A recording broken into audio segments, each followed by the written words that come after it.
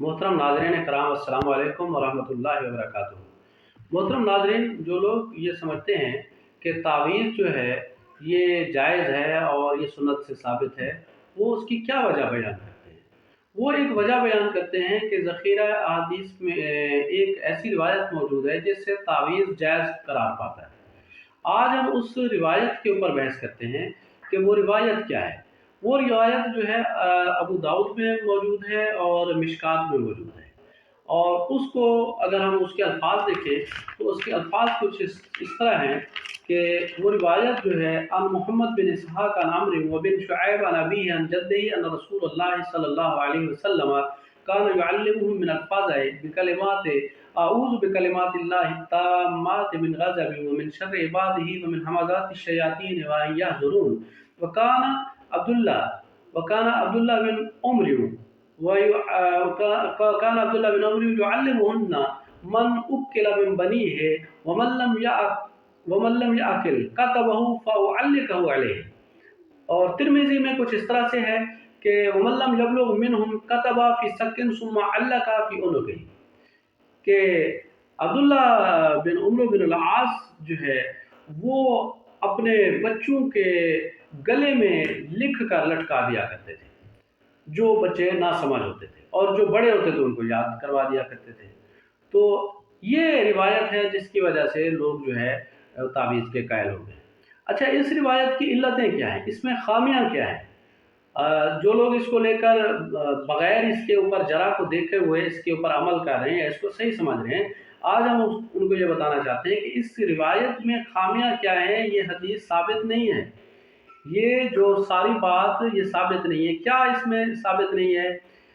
ये तो ज़रूर साबित है, इस हदीस से साबित होता है कि नबी अलैहिस्सलाम जो है ये दुआ सिखाते थे कि जो नींद में डर जाने वाले बच्चे हैं उनको ये दुआ सिखाया करते थे, आऊज़ु बिकलिमातिल्लाहि ताम्माति मिन गज़बिही व शर्रि इबादिही व मिन हमाज़ाति शयातीन व अन यहज़ुरून। यहाँ तक तो ये बात साबित है। इससे आगे जो है वकान अब्दुल्लाह बिन अम्र व युअल्लिमुहुन्ना, ये बात रावी का कौल है, ये बात नबी अलैहिस्सलाम की नहीं है। ये तो वकाना के जब अल्फाज आ गए तो ये रावी के बारे में बयान है कि रावी कहता है कि अब्दुल्ला बिन उमर बिन आस जो है ऐसा करते थे बच्चों के हवाले से। तो ये रावी कह रहा है, ना कि ये नबी अलैहिस्सलाम की बात है। एक तो इसमें ये ज़ौफ़ है, ये कमज़ोरी है। दूसरी चीज़ जो इस रिवायत को नाकाबिल एतबार बनाती है वो ये है कि पूरे ज़ख़ीरा हदीस में सिर्फ ये एक ही ऐसी रिवायत है जिससे ये तावीज़ की जो है हिल्लत साबित होती है कि तावीज़ जो है जायज़ है पूरे ज़ख़ीरा हदीस में। और फिर ये इसको क्या, इसका दर्जा क्या है इस हदीस का? इस हदीस का दर्जा सही भी नहीं, कहीं भी किसी भी मुहद्दिस ने इस हदीस को सही नहीं लिखा। हाँ, इमाम तिर्मिज़ी रहमतुल्लाह अलैह जो कि हदीस के मामले में बड़े नर्म साबित हुए हैं, उन्होंने भी इसको हसन गरीब कहा है। हसन भी नहीं कहा, हसन होती तो फिर भी तीसरे नंबर पे थी, लेकिन हसन गरीब कहा है, सही हदीस नहीं कहा। फिर ये दो इल्लतें ये होगी। फिर तीसरी इल्लत इसमें यह है कि अब्दुल्ला बिन उमर बिन आस कैसे रिवायत कर सकते हैं या ये कैसे कर सकते हैं कि वो अपने बच्चों के गले में तावीज़ लटका दें जो नासमझ बच्चे होते थे, हालांकि वो खुद रसूलुल्लाह सल्लल्लाहु अलैहि वसल्लम से तावीज़ की हुर्मत के बारे में कि तावीज़ हराम है, नाजायज़ है, इसकी मुज़म्मत के बारे में नबी अलैहिस्सलातु वस्सलाम से खुद रिवायत करते हैं। और वो रिवायत कहाँ है? वो रिवायत अबू दाऊद में है। और उस रिवायत के अल्फाज कुछ इस तरह है, अब्दुल्लाह बिन उमर बिन आस क़ाल समिअतु रसूलुल्लाह सल्लल्लाहु अलैहि वसल्लम यक़ूलु मा उबाली मा अतैतु इन अना शरिबतु तिरयाकन औ तअल्लक़तु तमीमतन औ कुल्तु शेरा मिन क़िबल नफ़्सी। फरमाया कि अब्दुल्लाह बिन उमर बिन आस कहते हैं कि मैंने रसूलुल्लाह सल्लल्लाहु अलैहि वसल्लम से सुना कि अगर मैं ये कहीं तीन बातें ये करूं तो फिर मुझे हक और नाहक की कोई परवाह नहीं। और वो ये तीन बातें क्या हैं? वो बातें ये हैं कि मैं तिरयाक इस्तेमाल करूं जिसमें सांपों का गोश्त और जो है शराब होता है, या फिर मैं तावीज़ लटकाऊं, और तीसरी बात, या मैं अपनी मन चाही शेर व शायरी करूं, अपने दिल से शेर व शायरी करूं। तो शेर व शायरी, तावीज़ लटकाना और तिरयाक इस्तेमाल करना, अगर मैं नबी अलैहिस्सलाम फरमाते हैं अगर मैं ऐसा करूं तो फिर मुझे हक और ना हक की कोई परवाह नहीं कि ये हक है या ना हक है, तो फिर वो मेरे लिए बराबर है।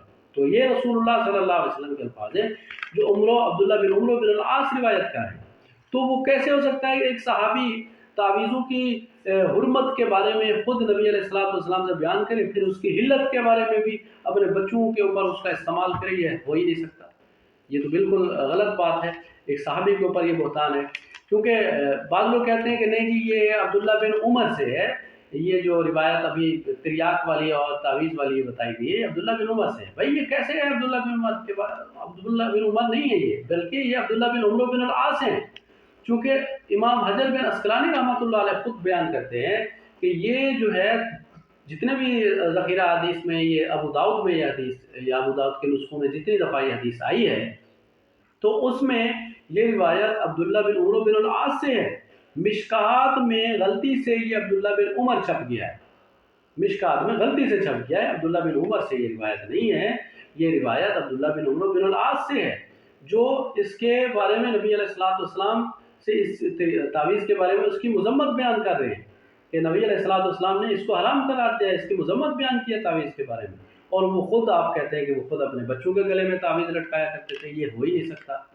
پھر چوتھی اس میں یہ بات ہے کہ اس میں جو دو راوی ہیں محمد بن اسحاق اور عمرو بن شعیب، ان کے اوپر محدثین نے سخت جرح کی ہے اور ان کی روایات کو لینے میں بڑا تامل کیا ہے، اور وہ کہتے ہیں کہ یہ راوی جو ہیں وہ کذاب ہیں۔